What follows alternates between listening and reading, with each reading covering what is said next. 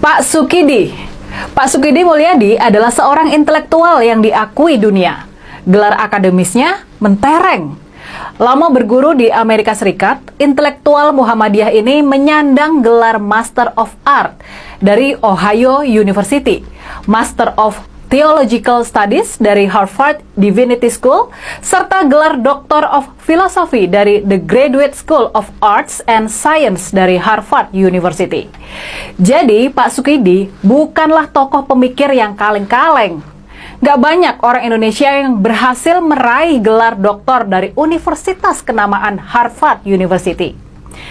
Nah, belakangan adalah tulisan tajam setajam silet dari Pak Sukidi inilah yang dibagikan oleh Prof. Mahfud MD melalui media sosial kepada kita buat membacanya, sekaligus buat kita merenungkannya.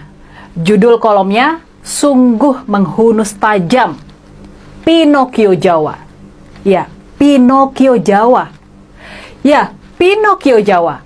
Kita semua pastinya langsung tahu siapa Pinocchio Jawa yang dimaksud oleh Pak Sukidi. Dan yang terpenting, dalam tulisannya di majalah Tempo itu, Pak Sukidi telah memaparkan dengan gamblang dan sangat terus terang. Dia memaparkan dengan kejernihan akademis yang sangat terang benderang soal bahaya yang dibawa oleh sosok Pinocchio Jawa ini kepada Indonesia, kepada bangsa Indonesia, kepada masa depan Indonesia. Kita semua tahu Pinocchio adalah tokoh boneka kayu yang suka berbohong. Tapi hidung Pinocchio akan memanjang setiap kali dia berbohong. Nah, di Indonesia, tepatnya di tanah Jawa, dalam kultur budaya Jawa, menurut Pak Sukidi, ada tokoh yang bermula dari tukang kayu dan berakhir sebagai penguasa tiran yang populis. Sama seperti boneka kayu Pinocchio, tukang kayu ini juga suka berbohong. Dan dia mempraktekkan kebohongan dalam politik ini melalui tampilan kepribadian Jawa yang santun dan merakyat. Maka, rakyat pun tertipu oleh kebohongan yang diekspresikan dalam kesantunan dan kebaikan politik yang karikatural ini. Pinocchio Jawa menjungkir balikan tatanan moral masyarakat. Batas-batas moral yang tegas antara baik dan buruk, benar dan salah, publik dan personal, semuanya jadi tunggang langgang. Di akhir masa kekuasaannya, Pinocchio Jawa mewariskan kultur kebohongan. Tanpa sedikit pun rasa bersalah, ia melakukan kebohongan demi kebohongan sebagai strategi permainan kotor untuk kekuasaan. Memang, konon dalam politik, tidak ada seorang pun yang berhasil tanpa berkotor tangan. Makanya, bisa dipahami, mengapa Pinocchio Jawa menjadikan kebohongan sebagai bagian sentral dari karakternya. Pinocchio Jawa menjadi ikon pembohong terbesar yang diilustrasikan oleh seniman Butet Kartarejasa dalam patung Petruk berhidung panjang.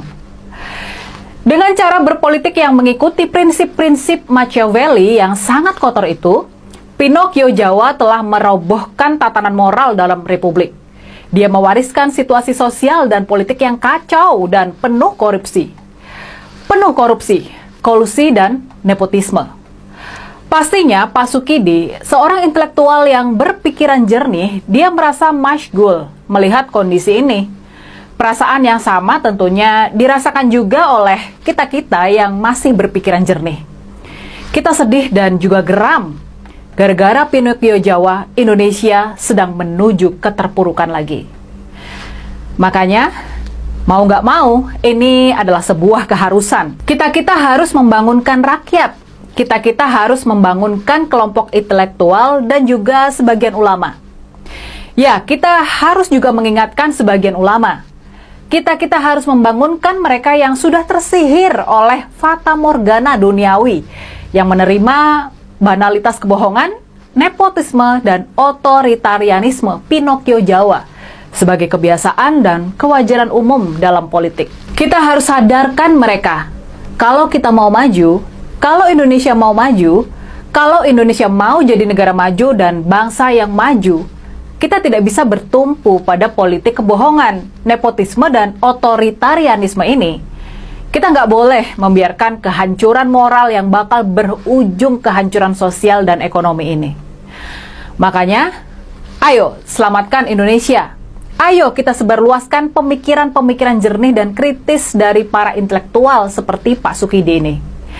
Dan jangan lupa, jangan pernah lelah untuk mencintai Indonesia.